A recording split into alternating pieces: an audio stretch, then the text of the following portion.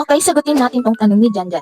Kung bakit nag-spill ang ink after refill? Same experience tayo nung nag-DIY refill din ako sa HP printer ko na HP 682 ink cartridge. Ang nangyari kasi noon, although nag-search naman ako o nanood kung paano mag-DIY refill ink, kaso yun nga, isang source lang yung binasihan ko. Dapat pala, nag-search pa ako ng proper way paano mag-refill ng ink cartridge na same kami ng HP model. Siyempre, unang try ko yun, mag-DIY refill. Kaya possible na mag-spill yung ink after refill kasi mabilis yung pagturok ko ng ink gamit ang syringe. Kaya biglang nadagdagan ng hangin sa loob. Kaya possible na mag-leak or mag-spill ang ink. Kasi akala ko noon, kapag wala na yung laman, pag wala ng ink, yung ink cartridge, pwede mo na agad salinan. Dapat pala kailangan yun linisan bago mag-refill.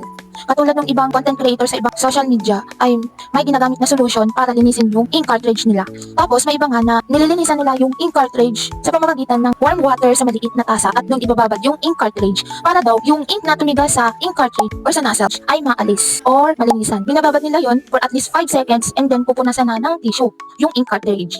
Kaya mas mainam na malinis talaga ang ink cartridge bago i-refill kasi kung barado o sira ang sponge, ito yung magkukos kung bakit nag-i-spill ang ink. Siguraduhin nyo rin na yung binili nyong ink is compatible doon sa ink cartridge bago kayo mag-DIY refill. At siguraduhin nyo pagkatapos nyo nung mag-refill ay isisil nyo ng mabuti yung sticker upang hindi lumabas yung ink. Kaya kung mapapansin nyo yung ink cartridge ko ay mayroon ng tape kasi hindi na masyadong madikit. O kaya naman baka overfilled naman yung nilagay mong ink.